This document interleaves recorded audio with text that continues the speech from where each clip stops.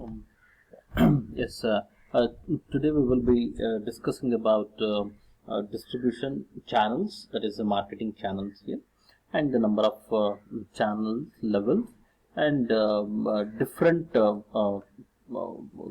here that has to be distributed. So we will study about this in this class here. What is this distribution, or you can say the distribution channel or a marketing channel here, right? So here, what is this? So we can make any type of products here in our house or in a factory or something else. Finally, it has to be distributed to a customer place. Customer don't come to our factory to see what we are making it. For that reason, we have to give it to the customer. We have to distribute it to the customer to their place here. So distribution channel mainly consists of the people and the company here. That company and the people are involved in the distribution of a product here. So in this we have two types of products, two types of distribution channels here. One is a direct distribution and an indirect distribution here. Direct distribution means it will be simply like this here. A company directly contact a customer and they sell their product directly to a customer here, right, without involving anyone between company and its customers here. That's what's called direct distribution here, right? So there are a number of examples are also there, right? We can take one recent examples. So some recent examples we will take here. One may be that you've seen that recently, not recently, 2 or 3 years, from 2 or 3 years, there are online exclusive mobile phone brands are there, where they sell it only through those e-commerce companies here. Well, let's take Redmi started like that, and Realme and other companies here, wherein you will get a customer get a message through email or a simple text message to their mobile phone from Amazon or a Flipkart regarding the online exclusive mobile phone, its features and all, price and everything and all, right? And if you like it, if a customer likes it, then he can place an order.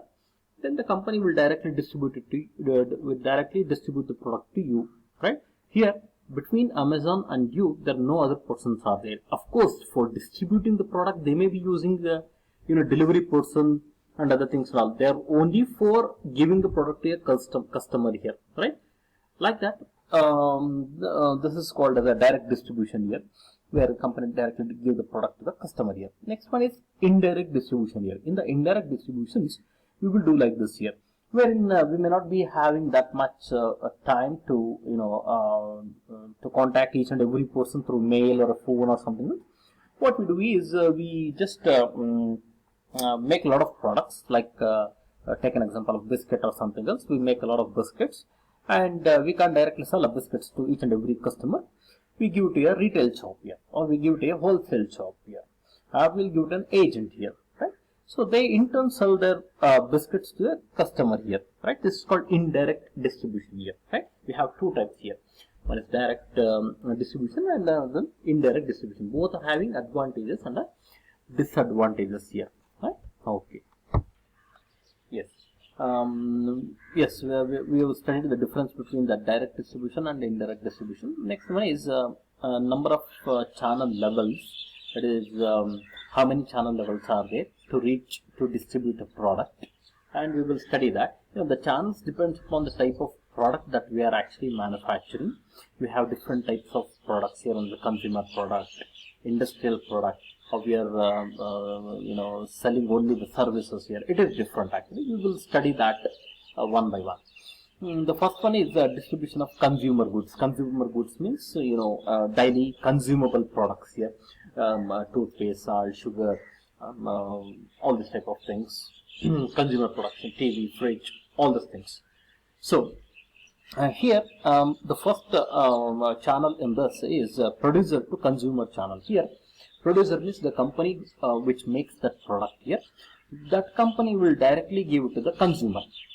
Right? This is called a direct, a channel where there are no other persons, no other middle persons, or no other retailers. No one is there between producer and the consumer here. We will take an example. You've seen number of standalone bakeries where or a restaurants where they'll give in the restaurant they'll give food directly to the customer in their place, or the bakery people they'll give the bakery items to the consumer directly, and no other person are involved in it here. This is called producer and the consumer here. Right? Here the producer having a very deep understanding of the consumer taste, consumer preferences and all. Based on that, they'll make a product and they'll sell it. This is called a producer and a consumer. Next one is producer, retailer, consumer. Right? Here between a producer and a consumer there is a one retail shop is there. We'll take an example of the same bakery segment only. Here, let's say we are in our bakery we are making a bread. We are making a whole wheat bread. We are making a plain bread. We are making a bread with some fruits in it, and different types of bread we are making it. And our bread, that's a whole wheat bread. What we are making it is quite popular in our bakery. We thought that since it is popular, why can't we sell this in other bakeries also? What we do is we make a lot of this bread, one variety of bread, and we go on selling it through different bakeries. And the bakeries in turn sell that bread to the consumer here. Right here, the company which is making the bread that becomes a producer, and the individual bakeries that are taking the bread from producer that will become a retailer.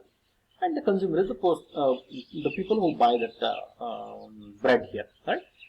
You can take an example of modern breads here, which is having a factory in Yeshwanthpur, that's in Bangalore, where they'll make a bread, wonderful bread they'll make, and that bread is distributed through many retailers here. You can see that bread in number of bakery shops, in number of kirana shops here. That is the one example. And next one. Producer, wholesaler, retailer, consumer. Here, four links in it. Sorry, two intermediaries between producer and the consumer here. Producer, again the same bakery. Let's say Britannia, as you heard of, Britannia makes biscuits, the Good Day, and Britannia makes cakes also. Right? So the Britannia company makes that cakes and the biscuit here, and since it is a very big company and pan India or throughout India they are selling this here, it is not possible for a Britannia company to sell everything on their own to a consumer. What they do is they'll divide India into, let's say, 4 regions. This may not be exact what I am saying. They use their own criteria to divide the entire Indian market. Let's say I'm taking this only. They'll divide India into 4: north, east, west, south here, and they'll give all their bakery items, the cakes, biscuits, everything, to some wholesalers here. Right? So the company appoints 4 wholesalers, one each wholesalers, that is for north, east, west, and south, like that. And they'll give everything to the wholesalers here. And the wholesalers, again, the wholesaler who is in South India, who has taken all this Britannia biscuits and other things and all, and he in turn gives all those things to small retail shops that are there in each and every district in southern India here, right?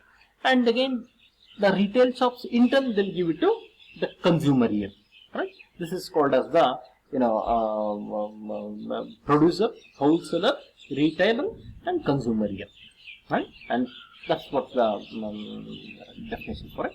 Next one is producer, agent, retailer, consumer. Here in this case, let's say we have made a wonderful bread and a new variety of bread here. Of course, bread is widely used in the Western countries here. Like here we use chapatis and other chapati, roti and other things.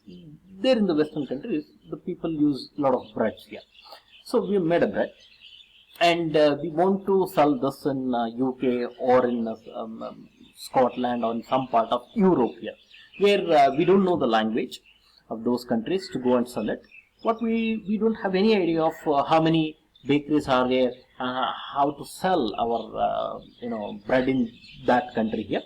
What we can do is we can appoint and we can contact an agent here. Agent means like a a brokers or something who are having a deep understanding of those market here. They are there.